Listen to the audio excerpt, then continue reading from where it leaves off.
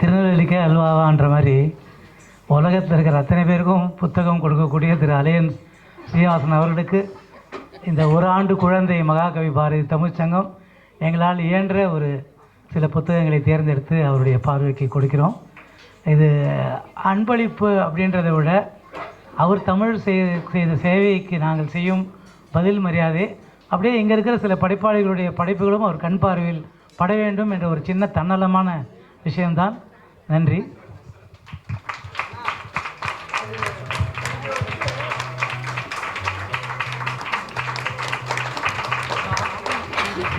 அனைவருக்கும் வணக்கம். சாய்ராம் மாதிரி எனக்கு அவர்கள் இவர்கள்லாம் சொல்ல முடியாது. நானும் அவனும் பழகிருந்தது சைல்ட்ஹுட்லேருந்து ஒரே எதிர் வீடு தான். சின்ன வயசில் பிஎஸ்ஐ ஸ்கூலில் போய் கிரிக்கெட் விளையாடுறது, மழையில் வெள்ளை சுற்றுறது, இதுலேருந்து ஆரம்பித்து எங்களோட ஃப்ரெண்ட்ஷிப்பு இன்னும் தொடர்ந்துருக்கு. பிகாம் படிக்கிறச்சே நான்லாம் பெரிய இன்டெலிஜென்ட் ஸ்டூடெண்ட்லாம் கிடையாது. அவன் நம்ம கம்பேர் பண்ணுறச்சே அவன் ரொம்ப புத்திசாலி. அவன் நானும் என் ஃப்ரெண்டு மாதுன்னு ஒருத்தர் இருக்கோம். அவன் இப்போ அமெரிக்காவில் இருக்கான். 2 பேருக்கும் ஸ்டாட்டிஸ்டிக்ஸ் தெரியாது. காலேஜ் போனோம், படித்தோம். எங்கள் காலேஜ் கிளாஸ் அட்டன் பண்ணாதானே கட் பண்ணிட்டு சினிமாவுக்கு போக வேண்டியது. அதனால் எக்ஸாம் பறிச்சே சாய் சொன்னான், நான் கற்றுக் கொடுக்குறேன் வாடா அப்படின்னா. பெரிய பரோபகாரியம். அவன் வீட்டு மொட்டை மாடியில் அந்த காலத்துலலாம் பார்த்தீங்கன்னா ஹெட்ரூம் இருக்கும். ஹெட்ரூமில் வந்து ஒரு சின்ன லைட் இருக்கும், 0 வாட்ஸ் பல்பு. அந்த பல்பில் உட்காந்து எங்களுக்கு ஸ்டாட்டிஸ்டிக்ஸ் சொல்லி கொடுத்தான். நம்ப மாட்டீங்க, நான் டிஸ்டிங்ஷன் வாங்கினேன். Credit should goes to Sai. அடுத்தது சாய் வீட்டில் பார்த்தீங்கன்னா சாய் ஆட்டம், அவள் அப்பா, அவள் அம்மா, அவனோட சிஸ்டர்ஸு எல்லாருமே ஹிந்தியில் வந்து ரொம்ப பெரிய புலமை ஜாஸ்தி. பண்டிட்னா கிட்ட பிஎக்ஸ் ஆமாம் அவ்வளோ பாஸ் பண்ணிருக்காங்க. சர்வசாதாரணமாக பேசுவாங்க. அவன் ரொம்ப நல்லா பாடுவான். எஸ்பி பாலசுப்ரமணியம் ஒரு வாட்டி சொல்லியிருக்காரு, என் பாட்டை நானே கேட்குற மாதிரி இருக்கு அப்படின்னு சொல்லுவார். அந்த அளவுக்கு நல்லா பாடுவான் அவன். இந்த கச்சேரிக்கெல்லாம் போகிறச்சே அந்த ஹிந்தி பாட்டு பாடுறச்சே ப்ரொனவுன்சியேஷன் ரொம்ப அழகாக இருக்கும் அவங்ககிட்ட. அந்த ஸ்தாயிலாம் போட்டு ரொம்ப அழகாக பாடுவான் அவன். மஞ்சுவும் அப்படி தான் பாடுவோம், ரொம்ப அழகாக பாடுவோம். சரி, எனக்கு ஒரு ஆசை ஹிந்தி கற்றுண்டா என்னன்னு. அவள் அப்பா கிட்ட போய் எனக்கு ஹிந்தி கற்றுக் கொடுங்கன்னு. சரி வா, டெய்லி வரணும், ஒழுங்காக நீ வரணும், இந்த விளையாட்டுலாம் கூடாது. சாயந்தரம் ஆச்சுன்னா ஒரு 1 hour போகிறோம், ஒரு மாதம் போகிறோன்னார். சரி, முதல் நாள் போனேன். நான் தான் முதலே சொல்லிட்டேனே, நான் வந்து படிப்புலலாம் அவ்வளோ நாட்டம் கிடையாது. அவர் ஹிந்தி சொல்லி கொடுக்க ஆரம்பித்தார். நம்மளுக்கு மண்டையில் ஒன்றுமே ஏறல. என்ன பண்ணுறது, அவர் கடுமையாக பேசுறது. இவன் என்ன பண்ணுவான், சாய் என்ன பண்ணுவான், என்னை விட்டுட்டு வெளில போடுவான். வீட்டில் யாரும் இருக்க மாட்டான். இவன் மஞ்சு என்ன பண்ணுவோம், கதவு பின்னாடி நின்று சிரிச்சுட்டு இருப்போம், என்னை பார்த்து கேலி பண்ணிட்டு இருப்போம். அவள் அப்பா என்னை மிரட்டின்னு இருப்பார். அவள் அம்மா சொல்லுவா மஞ்சுக்கிட்ட, அவனை கேலி பண்ணாதீ, வேண்டாண்டிப்பா. கேட்க மாட்டா. இதை ஒரு கேலி பொருளாக பார்த்தேன். ஒரு 3 நாள் 4 நாள் போட்டேன். அவர் ரொம்ப கெடுபிடி பண்ணார் அவர் அப்பா. ஹிந்தியே வேண்டான்ட்டு விட்டேன். அவ்வளோதான், இன்னி வரைக்கும் ஹிந்தி கற்றுக்கல. அப்புறம் அவன் வீட்டுள்ள போகிறதுக்கே நான் யோசிப்பேன். வெளில போயிட்டு அவன் அப்பா இருக்கிறான் பாரு, அதுக்கப்புறம் வீட்டுள்ள அடிப்பேன். இது மேலே நாங்கள் பழகிற காலம் உண்டு. அதனால் first I should thank him. 2வது, பாரதியாரை பற்றி பேசுறதுக்கு கூப்பிட்டாங்க. பட் இது ஒரு நல்ல அமைப்பு. இது I should appreciate and I welcome this. இங்கே இப்போ ப்ரோக்ராம் பண்ண பசங்களாம், சின்ன பசங்கள்லாம் ரொம்ப அருமையாக அழகாக பண்ணாங்க. விளையும் பயிர் முளையிலே தெரியுன்ற மாதிரி சின்ன வயசில் அந்த ஹேபிட்டை, நேஷ்னலிசம் அண்டு நம்ம ரிலீஜியன், இதை கண்டிப்பாக கற்றுக் கொடுக்கணும். நம்ம ரிலீஜியனில் இருக்கிற மாதிரி ஒரு ரிச் திங்ஸ் எந்த ஒரு ரிலீஜன்லையும் கிடையாது. அவ்வளோ ஒரு பெரிய விஷயங்கள் இதில் இருக்கு. பாரதியாரை பற்றி சொன்னார். எனக்கு இந்த பாரதியார் மேலே வந்து ரொம்ப பற்று வந்து என்ன. அப்புறம் இன்னொன்று கூட சொன்னாங்க, இந்த முதல்ல இன்ட்ரொடக்ஷன் பண்ணுறச்சே நான் ஏதோ மிமிக்ரி பண்ணுற மாதிரி கலைஞர்கிட்டையும் சோபாரில் மிமிக்ரி பண்ணுவேன்னு சொல்லிட்டு சொன்னாங்க. நான் மிமிக்ரிலாம் பண்ண மாட்டேன். கலைஞர் கூட நெருங்கி பழகியிருக்கேன். அதனால் அவர் எப்படி பேசுவார் தெரியும். அதை நான் வந்து பேசலாம் போகலாம். அதே போல் சோக்கிட்ட இவர் சோவால் தான் எனக்கு பாரதியார் மேலே அவ்வளோ ஒரு பிரியம் வந்தது. அவருக்கு பாரதியார் மேலே ரொம்ப ஒரு என்ன சொல்கிறதுனா அளவு கடந்த பக்தி அவருக்கு. அவர் ரூமில் என்டர் பண்ணுறச்சே பார்த்தீங்கன்னா நிலப்படி மேலே பெருசாக பாரதியார் படத்தை மாட்டிருப்பார். சோ டெய்லி காத்தால ஆஃபீஸில் நுழையச்சே பாரதியை பார்த்து வணக்கம் போட்டு தான் போவார். வாலி ஒரு வாட்டி மீட்டிங்கில் சொன்ன அச்சம் தவிர் அப்படின்னு பாரதி சொன்னா, சோக்கு இருந்தாதானே தவிர்க்கிறதுக்கு. அந்த அளவுக்கு பாரதியார் மேல ஒரு பாரதியார் பாட்டு மாதிரியே வாழ்ந்து காட்டணும்னு நினைப்பாரு. பாரதியார் நேர்மை, நாணயம், சத்தியம் இதெல்லாம் சிந்து அதே மாதிரி இருக்கணும்னு எதிர்பார்ப்பார். ஒவ்வொரு ஆண்டு விழாவும் நடக்கிறச்சு, துக்ளக் ஆண்டு விழா நடக்கிறச்சே என்னோட அவருக்கு நான் வந்து அவரோட ஆஃபீஸ்க்கு போயிடணும். ஒரு 4 மணி வாக்கில் நானும் அவரை பேசிட்டு இருப்போம். பேசிட்டு அவனை கொஞ்ச நேரம் கழிச்சு குருமூர்த்தி வருவார். நாங்கள் 3 பேர் பேசிட்டு இருப்போம். அவங்க 2 பேர் பேசிட்டாங்க, நான் 3 பேர் இல்லை, அவங்க 2 பேர் பேசிட்டு இருப்பாங்க என்ன எல்லாம் பேசுறதுன்னு சொல்லிட்டு. அப்போது கிளம்புறதுக்கு ட்ரெஸ் எல்லாம் பண்ணிட்டு இது அது அவரோட ஹேபிட்டாக வருது. கிளம்புறதுக்கு முன்னாடி கம்ப்ளீட் கலெக்டட் ஒர்க்ஸ் ஆஃப் மகாகவி பாரதியார் இன் குரோனாலஜிக்கல் ஆர்டர். சீனி விஸ்வநாதன் ஒரு பெரியவர், இன்னைக்கு 92 வயசானவர்.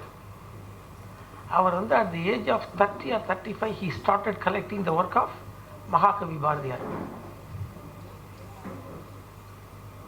இந்தியா ஃபுல்லாக சுற்றி அவருக்கு ஒரு யூனிவர்சிட்டி பண்ண வேண்டிய வேலையை அவர் ஒரே ஆள் பண்ணார். இப்போதான் அந்த புக்கு கம்ப்ளீட் ஆகுது. இப்போ 23 வால்யூம் கொண்டு வருவது. 23rd வால்யூம் இப்போ வரப்போகுது. பெயர் கோவைன்னு சொல்லிட்டு அது கடைசி வால்யூமாக வருது. இப்போ கம்ப்ளீட் ஆக போகுது. Most probably next month or so ராஜ்பவனில் கவர்னர் வந்து ரிலீஸ் பண்ணுறதா இருக்கார்.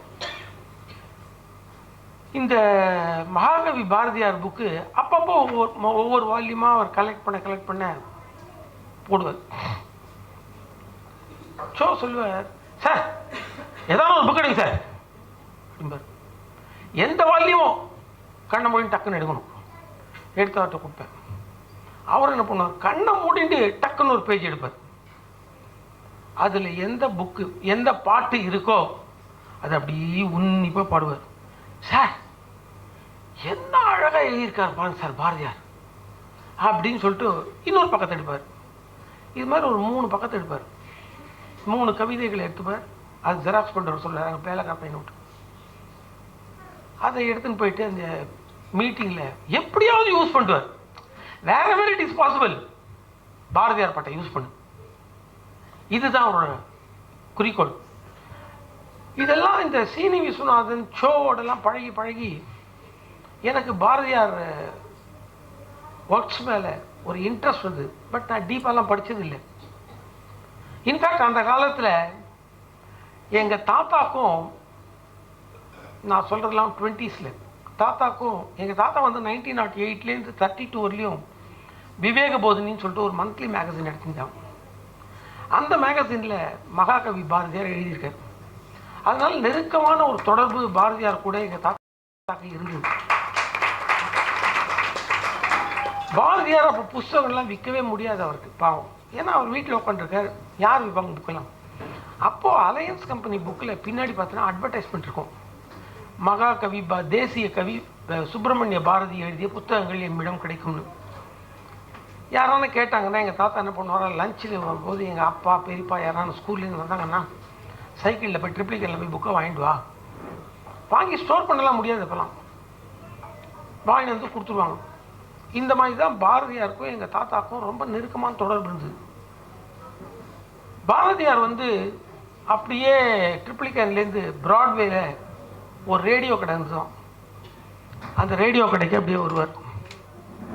எங்கள் தாத்தா மயிலாப்பூர்லேருந்து அப்போல்லாம் வந்து உங்களுக்கு டவுனுக்கு போகிறதும்பாங்க.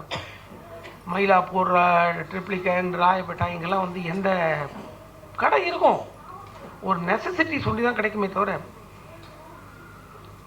ஈவன் ஒரு பெருங்காயம் வாங்கினா கூட சரி, ஒரு பைண்டிங் சாமான்லாம் வாங்கினா கூட சரி, நம்ம ப்ராட்வேக்கு தான் போயிடும், இந்த டவுனுக்கு தான் போயானோம். அதனால எங்கள் தாத்தா அந்த ட்ராம் பாஸ் வச்சுட்டு போகிறான். அதில் வந்து கம்ப்ளீட்டாக ஃபுல்லாக ஆல்மோஸ்ட் வீக்லி ஒரு 5 டைம்ஸ் போயிட்டு வருவான். அப்போது பாரதியாருக்கும் எங்கள் தாத்தாக்கும் ஒரு அண்டர்ஸ்டாண்டிங், ஒரு குறிப்பிட்ட நாளில் இந்த தேதியில் நம்ம மீட் பண்ணுறோன்னு. அங்கே ஒரு ரேடியோ கடை, அந்த ரேடியோ கடையில் 2 பேரும் மீட் பண்ணுவாங்களாம். மீட் பண்ணிவிட்டு கொஞ்ச நாள் பேசிட்டு, ஏன்னா எங்கள் தாத்தாக்கும் தேசியம் ரொம்ப உண்டு. இன்னும் இன்ஃபேக்ட் உங்களுக்கு இன்னொன்று சொல்லணும்னா, காங்கிரஸ் மூமெண்ட் ஸ்டார்ட் பண்ணதே எங்கள் ஆஃபீஸோட பக்கத்து வீடு தான். 1885. 1884 உங்களுக்கு வந்து தியோசாபிக்கல் சொசைட்டி ஃபார்ம் ஆகுது. 84 ஸ்டார்ட் ஆகி 4 monthsலாம் வந்து இங்கிலாந்துலேருந்து அது ஹெட் ஆஃபீஸ் வந்து சென்னைக்கு வருது. அப்போ 85 வந்து ஃபஸ்ட் ஆனிவர்சரி வருது. அப்போ அந்த ஃபஸ்ட் ஆனிவர்சரிக்கு வந்து ஆல் இண்டியா லெவல்லேருந்து எல்லாரும் வரணும் அப்படின்னு சொல்லிட்டு இன்விடேஷன் கொடுக்குறாங்க. எல்லோரும் வராங்க. அப்போ தாதாபாய் நவ்ரோஜி வர, தமிழ்நாட்டிலேருந்து வந்து 3 பேரோ 4 பேரோ, ரெங்கைய நாயுடு, திவான் பகதூர் ரகுநாதராவ், அப்புறம் வந்து மகான் மணி ஐயர், இன்னொருத்தர் 4 பேர் அந்த மீட்டிங்கில் போகிறாங்க. அப்போது இந்த சுதந்திர போராட்டம் வந்து ரொம்ப நடந்துருக்கு. கல்கட்டாவில் நடக்கிறது தமிழ்நாட்டுக்கு தெரியல, தமிழ்நாட்டில் நடக்கிறது மகாராஷ்டிராவுக்கு தெரியல, மகாராஷ்டிராவில் நடக்கிறது ஆந்திராவுக்கு தெரியல. ஏன்னா அப்போ வந்து உங்களுக்கு அவ்வளோ மேகசின்ஸ் அது இது எதுவும் நியூஸ் பேப்பர்ஸ்லாம் கிடையாது. அப்போது என்ன பண்ணுறது, எல்லோரும் நம்மெல்லாம் சேர்ந்து ஒரு இயர்லி ஒன்ஸாக மீட் பண்ணோம். மீட் பண்ணால் தான் இப்போ இங்கே இவ்வளோ பேர் இயர்லி ஒன்ஸ் மீட் பண்ணுறீங்க. இது ஒரு நல்ல ஹேபிட். இது 4 பேர் நல்ல விஷயம் தெரிஞ்சுக்கிறோம். அதுபோல் இந்தியன்ஸ் நினச்சப்போ தாதாபாய் நவ்ரோஜியோட தலைமையில் ஒரு 16 பேர் எங்கள் வீட்டு பக்கத்து வீட்டில் திவான் பகதூர் ரகுநாதராவ் டெப்டி கவர்னர் இருந்தார் அந்த காலத்தில். அவர் வீட்டில் தான் அது கூடுறது. அப்போ தான் ஃபஸ்ட்டு அவங்க முடிவு பண்ணுறாங்க, ஃபஸ்ட்டு கன்வென்ஷன் வந்து பூனாவில் வைக்கணும்னு. That is convention is called as Congress. காங்கிரஸுங்கிறது வந்து பார்ட்டி நேம் கிடையாது. அப்போல்லாம் காங்கிரஸ்க்கு வந்து கெட் டுகெதர். ஃபஸ்ட்டு காங்கிரஸ் வந்து பூனாவில் வைக்கிறதா இருந்து பிளேக் வந்துடுது. அதுக்கப்புறம் வந்து பாம்பேக்கு போயிடுது. அப்படியே ஒவ்வொரு காங்கிரஸாக வருது. அப்போது திவான் பகதூர் ரகுநாதராவ் வீட்டில் இந்த ஃபஸ்ட்டு மீட்டிங் வந்து ரெசல்யூஷன் கையெழுத்து ஆர்ச்சே 1885. அதுக்கப்புறம் வந்து அவர் வீட்டில் மீட்டிங்லாம் போட்டுருக்க முடியாது. ஏன்னா அவர் டிப்டி கவர்னர், பிரிட்டிஷ் பீப்புள் கீழே இருக்கான். அதனால் மீட்டிங்ஸ் எல்லாம் எங்கள் வீட்டு திண்ணையில் தான் நடக்குமா. அதனால் எங்கள் தாத்தாக்கு வந்து நேஷ்னல் லீடர்ஸ் அத்தனை பேரும் ரொம்ப பழக்கம் உண்டு. அது தனி கதை. அப்புறம் இன்னொரு நாள் சாய் சொன்னானே, அது மாதிரி வச்சு இன்னொரு நாள் நான் வந்து நான் சொல்கிறேன். அப்போ அதெல்லாம் அந்த மாதிரி எங்கள் தாத்தாக்கும் வந்து நேஷ்னலிசம் அண்டு ரிலீஜியன் ரெண்டும் உண்டு, பாரதியாருக்கும் உண்டு. 2 பேருக்கும் ஒரே வேவ்லென்த். நிறைய பேசுவாங்களாம். பேசிட்டு திரும்பி வீட்டுக்கு கிளம்புறச்சே it was a habit. Bharathiyar ஐஷன்ட்டு நேர பழக்கடைக்கு எல்லாம் பக்கத்தில் இருந்த பழக்கடை, பூக்கடை, அந்த ஹைகோர்ட் எதிர்க்கெல்லாம் ஃபுல்லாகவே இருந்தது. அப்போ பாரதியாரோட அங்கவஸ்திரத்தை அவுத்து எங்கள் தாத்தா என்ன பண்ணுவாரான், நேர தரையில் போடுவாரான். தரையில் போட்டு எவ்வளோ பழம் வாங்க முடியுமோ அந்த அங்கவஸ்திரத்தில் கொள்றதும் அதை போட்டு நல்லா கட்டி 10 முடி 15 முடி போட்டுருவாராம். எடுத்துன்னு போங்க அப்படின்னு பாரான். பாரதியாரை சிரிச்சுட்டு எடுத்துன்னு போடுவாராம். ஏன்னா அவர்கிட்ட அதை லூஸாக ஒரு 2-3 முடி போட்டு கொடுத்தோன்னா உள்ளே கையை விட்டு போகிறவங்கிறவங்களுக்கெல்லாம் எடுத்து கூப்பிட்டு போயிட்டே இருப்பாராம். பாரதியாருக்கு வந்து அப்போது he was not in a good position financially. அதனால் அவள் குடும்பத்துக்கு நிறைய பண்ணணும் அப்படிங்கிறதுக்காக எங்கள் தாத்தா வந்து அதை செய்வாராம். இந்த மாதிரி நிறைய இன்சிடென்ட்ஸ் எங்கள் அப்பாவே சொல்லுவார். நிறைய தடவை நான் பாரதியாரை பார்த்துருக்கேன்லாம் சொல்லுவார். சைக்கிளில் போச்சே அப்போ தான் வெளிலேருந்து வருவார் அப்படிலாம் சொல்லியிருக்காரு. இந்த மாதிரி ஒரு சுச்சுவேஷனில் பாரதியாரை பற்றி இப்போ குழந்தைகள்லாம் தெரிஞ்சுக்கிறதுங்கிறது வந்து ரொம்ப அவசியம். பாரதியாரோட கவிதைகளை நிறைய படிங்கோ, அவரோட ஹிஸ்ட்ரி நிறைய கேளுங்கோ. அவரோட ஹிஸ்ட்ரியை எடுத்தா அவர் பாட்டையும் வச்சா நீங்கள் ரெண்டுத்தையும் கப்பல் பண்ணி அதையே ஒரு ட்ராமா போடலாம். குழந்தைகளுக்கு வந்து பாட்டும் மனசில் ஏறும். குழந்தைகள்கிட்ட நீங்கள் வந்து பாரதியார் பாட்டுன்னு சொல்லினா அட பாப்பா போயிட்டே இருக்கும். ஒரு ட்ராமா போட்டு அதை விஷுவலைஸ் பண்ணி, ஃபார் எக்ஸாம்பிள் பாரதியார் வந்து பாண்டிச்சேரியில் இருக்கார்.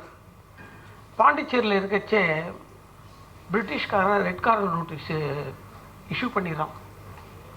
பாரதியார் அரெஸ்ட் பண்ணுறோம், மரியாதை நீ வந்து பிரெஞ்சு கவர்மெண்ட்லேருந்து அவனை வெளில அனுப்பிடுங்க. இவன் சொன்னால் அவன் அனுப்பிட மாட்டான் உடனே. இருந்தாலும் ஒரு டிப்ளமேட்டிக் ரிலேஷன்ஷிப் அது இதெல்லாம் இருக்குல்ல. அதனால் அப்போது பாரதியார் வந்து நியூஸ் தெரிஞ்சு போயிடுது. அவரோட குவளை கண்ணன் இருக்கார் பாண்டிச்சேரியில். வச்சே பாரதியார் தொங்கிஞ்சு முகத்தோடு அப்படியே நடந்து வர்றார். என்னடா இந்த மாதிரி ரெட் கார்னர் நோட்டீஸ் இஷ்யூ பண்ணிட்டானே, நம்ம வீட்டுக்கு போனால் அந்த செட்டியார் வந்து நம்மளை வீட்டை காலி பண்ண சொல்லுவார், என்ன பண்ணுறது யோசிச்சுட்டே போகிறார் பாரதியார். ஏன்னா ஒரு வீட்டில் அவரால் நிற்க முடியல. இதே தொந்தரவு ஒவ்வொரு வீட்லையும் இருந்துருக்கு. The problem was not with Bharathiyar. அவரை கண்டு இவன் பயந்தான் வெள்ளைக்காரன். அதனால் என்ன பண்ணுறதுன்னு யோசிச்சுட்டே நான் வந்தார். எதிரில் குவளைக்கண்ணன் வந்தார். பாரதி, உங்களுக்கு நான் இன்னொரு வீடு பார்த்தேன், வாங்க போகலாம் அப்படின்னா. என்ன இவர் இப்போ தானே நம்ம நினச்சினே வந்தோம், என்ன ஓய் காத்தாலே எனக்கு நியூஸ் தெரியும், ஓய் உம்மை வீட்டை விட்டு காலி பண்ண சொல்லிடுவாங்கிறது தெரியும். அந்த செட்டியார் நிச்சயம் வந்து உங்களை வீட்டில் இருக்க மாட்டாங்க தெரியும், விட மாட்டான்னு தெரியும்.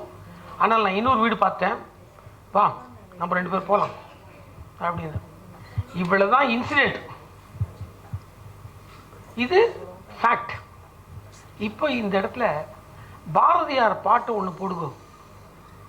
எங்கிருந்தோ வந்தான் இடைசாதி நான் என்றான், ஈங்கிவனை யான் பெறவே என்ன தவம் செய்து விட்டேன்.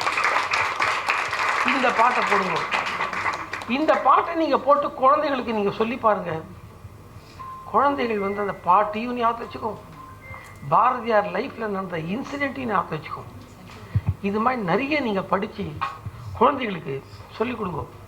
அதே போல் அடுத்தது வெள்ளி பனிமலையின் மீது உலாவுவோம், அந்த பாட்டை எடுத்து பாருங்க.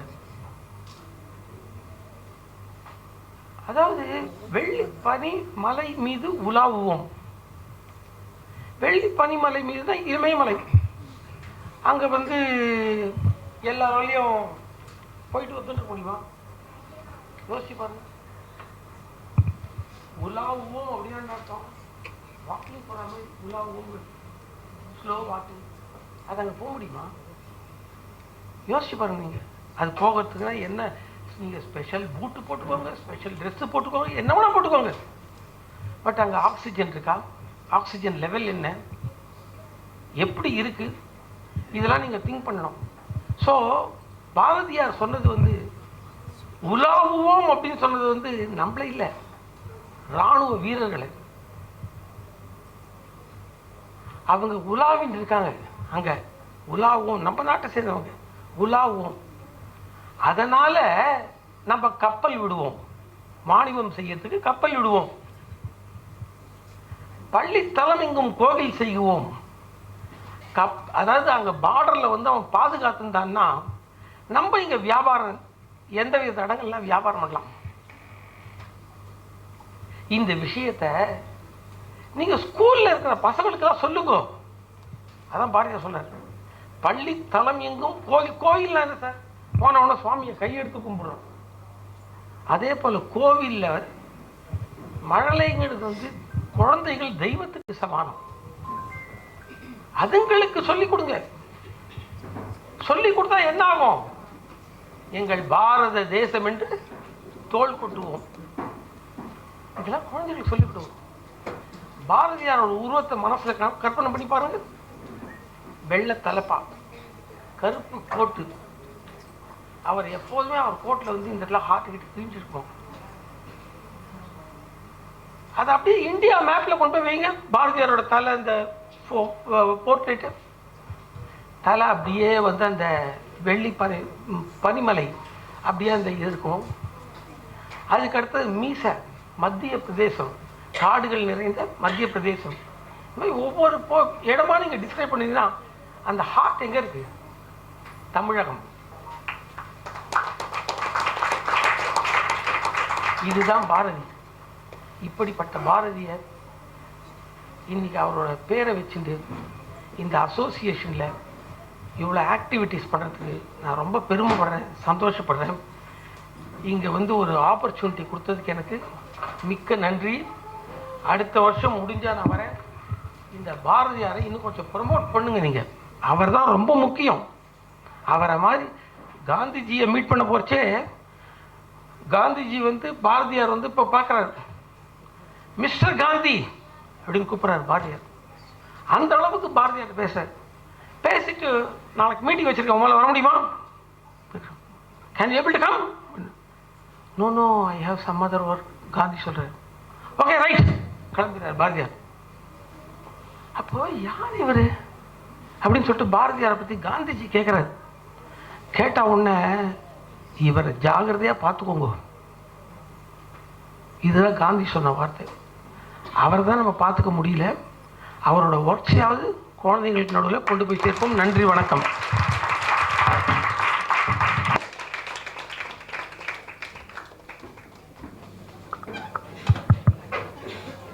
நன்றி நன்றி ஐயா.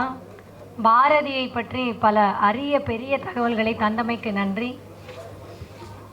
கண்டிப்பாக அடுத்த வருஷம் முடிந்தால் நீங்கள் கண்டிப்பாக எங்களோட கலந்துக்கணும்.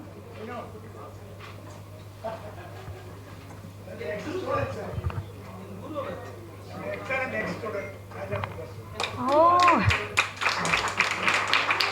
உலகம் மிகவும் சிறியது. அவரோட ஸ்டூடெண்ட்டா?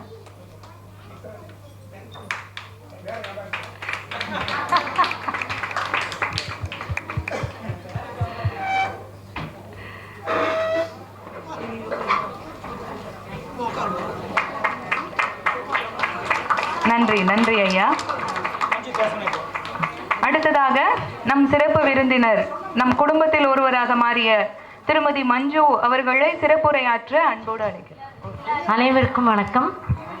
பூர்வா பாரதி தமிழ் சங்கத்தோட ஃபஸ்ட் ஆனிவர்சரிக்கு நான் வந்ததுக்கு ரொம்ப பெருமைப்படுறேன். எனக்கு இது செகண்ட் டைம் நான் இங்கே வருது. இவங்க பாடுறதெல்லாம் ஏற்கனவே ஒரு தடவை கேட்டிருக்கேன். இன்றைக்கி திருப்பி கேட்குறதுக்கு ரொம்ப சந்தோஷமாக இருக்குது. ரொம்ப அழகாக பாடுறாங்க எல்லோரும். அண்ட் அந்த சிலம்பாட்டம் அதுவும் ரொம்ப அழகாக இருந்தது. எல்லா குழந்தைங்களும் அவ்வளோ அழகாக பண்ணினாங்க. இந்த தமிழ் சங்கம் இதை தவிர வந்து இவங்க எல்லாருமே ஒரு குடும்பமாக இருக்கிறது நிஜமாகவே பார்க்குறதுக்கு ரொம்ப சந்தோஷமாக இருக்குது. இங்கே நான் ஒரு விஷயம் ஷேர் பண்ணிக்க ஆசைப்பட்றேன். கொஞ்ச நாளைக்கு முன்னாடி சாய்க்கு கொஞ்சம் உடம்பு சரியாயில்லாத போது இதே ப்ரோக்ராமில் அட்டன் பண்ணும்போது தான் அவருக்கு கொஞ்சம் உடம்பு முடியாமல் போச்சு. பட் இங்கே இருக்கிறவங்க பண்ண உதவி வந்து நான் என்னுடைய குடும்பத்தோட சார்பாக அவங்க எல்லாருக்கும் நான் ஒரு பெரிய நன்றி தெரிவிச்சுக்கிறேன். அது இல்லாமல் எங்கள் அம்மா மறைஞ்ச போது கூட ஒரு 3 மாதம் முன்னாடி அவர் ஹாஸ்பிட்டலில் இருந்தார். ஏன்னா இப்போ இருக்கிற காலகட்டத்தில் ஃப்ளாட்ஸில் எதிர்க்க இருக்கிறவங்க கூட மூஞ்சி பார்க்குறது கிடையாது. நம்ம இல்லை இல்லாமோ இருக்கோமா எதுவுமே தெரியாது. பட் இங்கே இருக்கிறவங்க அத்தனை பேரும் அவ்வளோ அழகாக எங்களுக்கு அவ்வளோ ஹெல்ப் பண்ணாங்க. ஸோ இதுதான் எனக்கு ஒரு கரெக்டான சந்தர்ப்பம். இந்த என்னோடய நன்றி எங்கள் குடும்பத்தில் இருக்கிற எல்லாரோட சார்பாகவும் தெரிவிச்சுக்கிறேன். ரொம்ப மனிதநேயம் ஜாஸ்தி இருக்கிற ஒரு பெரிய பூர்வா பாரதி இங்கே இருக்கிறவங்க எல்லாருக்குமே என்னுடைய மிக்க நன்றி. தேங்க்யூ.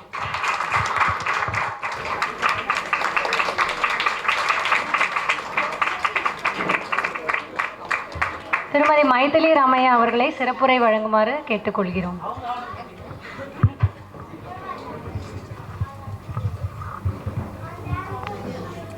அன்னை தமிழின் ஒரு அங்கமாகவே மாறிவிட்ட சங்க தலைவர் அவர்களுக்கும், அவருடன் தமிழும் சுவையும் போல் இரண்டர கலந்திருக்கும் பன்முக வித்தகர் திரு சாய்ராம் ஐயா அவர்களுக்கும், நிகழ்வினை சிறப்பிக்க வந்திருக்கும் சிறப்பு விருந்தினர்கள் அனைவருக்கும் சங்கம் தழைக்க அரும்பாடுபடும் தூண்களாக திகழும் தமிழ் ஆர்வலர்களுக்கும் மற்றும் இங்கு கூடியுள்ள என் அன்பு உறவுகளுக்கும் வணக்கம். இந்த நிகழ்வில் கலந்து கொள்வதில் பெருமகிழ்ச்சி அடைகிறேன். இதை ஒரு ஆண்டு விழாவாக மட்டும் நான் பார்க்கவில்லை, முப்பெரும் விழாவாக பார்க்கிறேன். ஏனென்றால் பல்துறை வல்லுநர்களை ஒரே மேடையில் ஒரு சேர காணும் பேறு பெற்றதால் இதை சாதனையாளர்களின் சங்கம திருவிழாவாக பார்க்கிறேன்.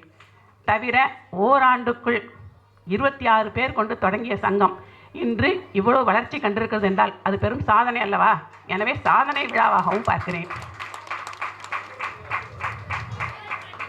இந்த வளர்ச்சி நான் ஒப்புக்கு சொல்லவில்லை, உளமாற சொல்கிறேன். நிர்வாகிகளின் அரும்பாடுபட்ட முயற்சியினால் தான் நடந்திருக்கிறது.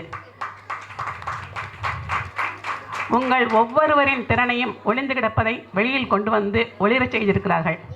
வார்த்தைகள் மிக வலிமையானவை, அவை உளிகளை போன்றவை.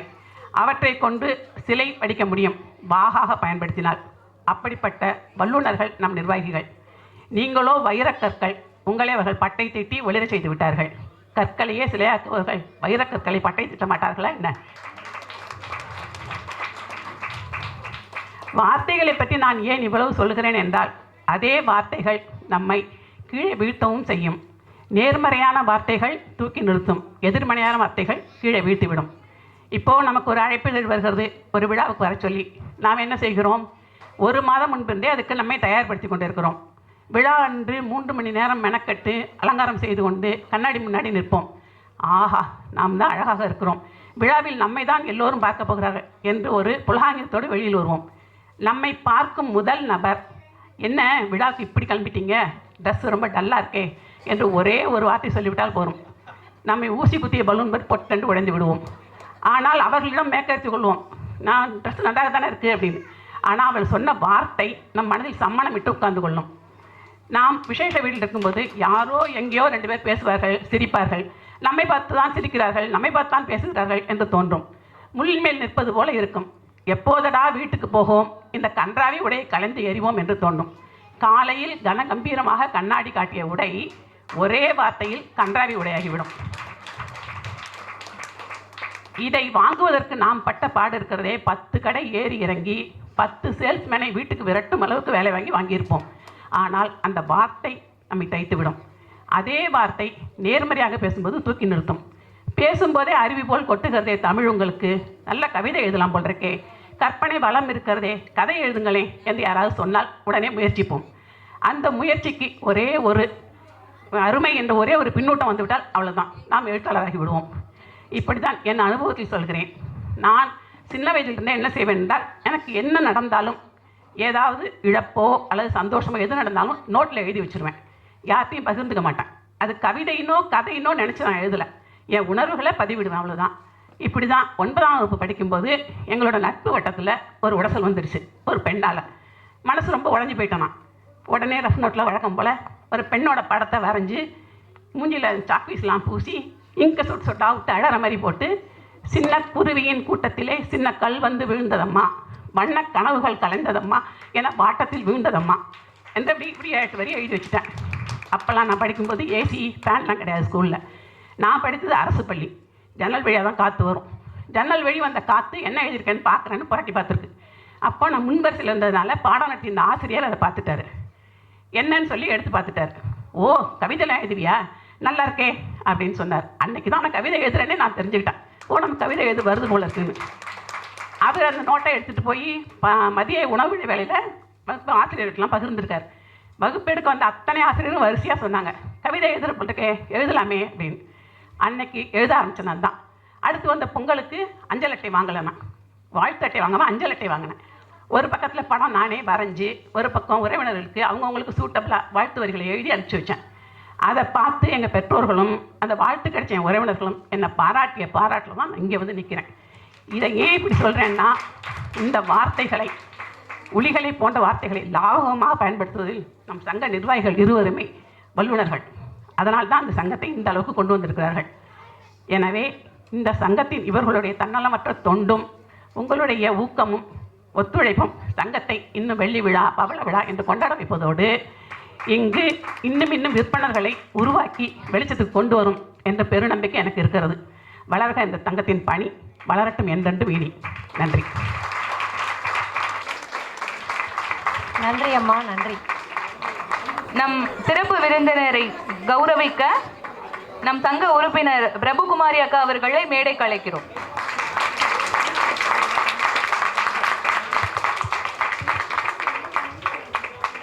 நன்றி.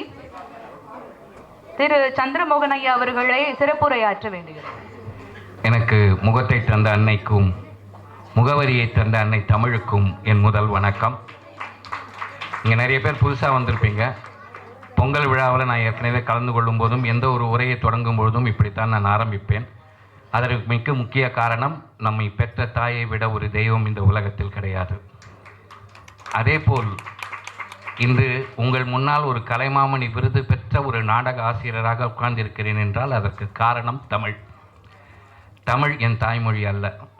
தமிழின் பின் உள்ள பற்றால், ஒரு வெறியால் தமிழை கற்றுக்கொண்டு இன்று ஒரு தமிழ் நாடக ஆசிரியராக அமர்ந்திருக்கின்றேன்.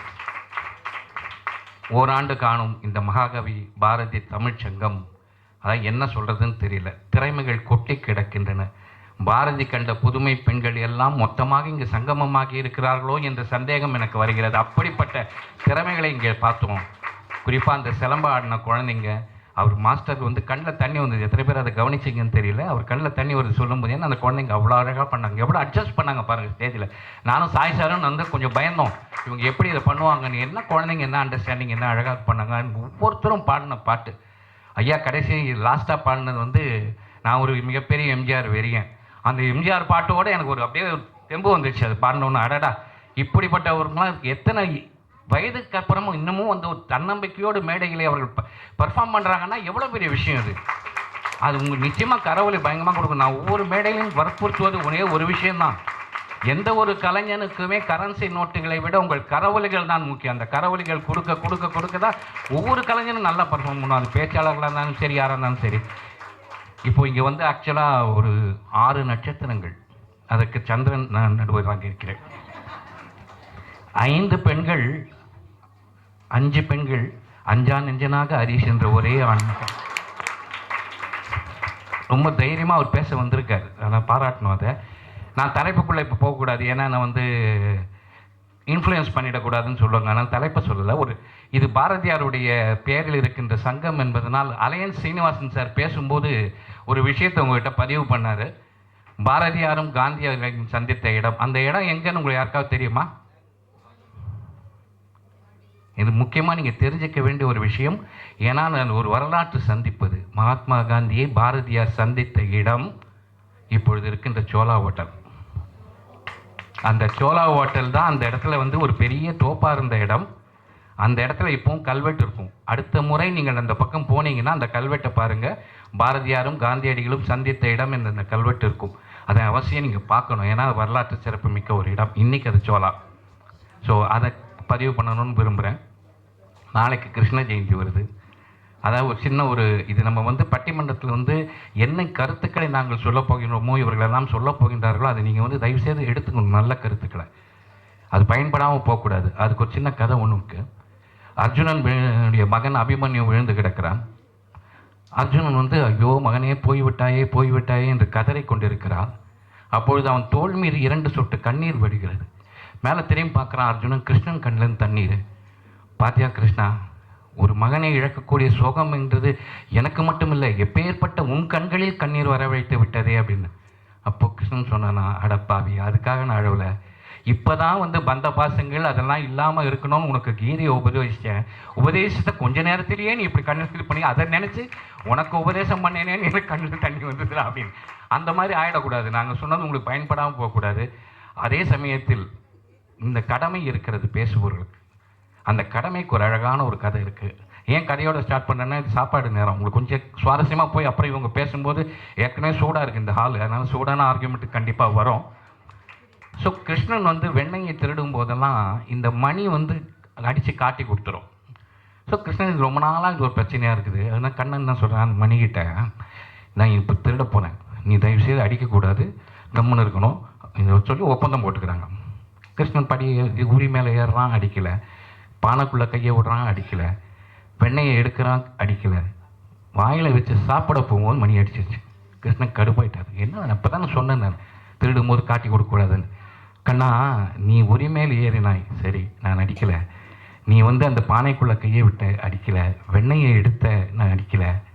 நீ சாப்பிட ஆரம்பித்த, கண்ணனுக்கு நெய்வேத்தியம் பண்ணும்போது மணி அடிக்க வேண்டியது என்னுடைய கடமை அப்படின்ற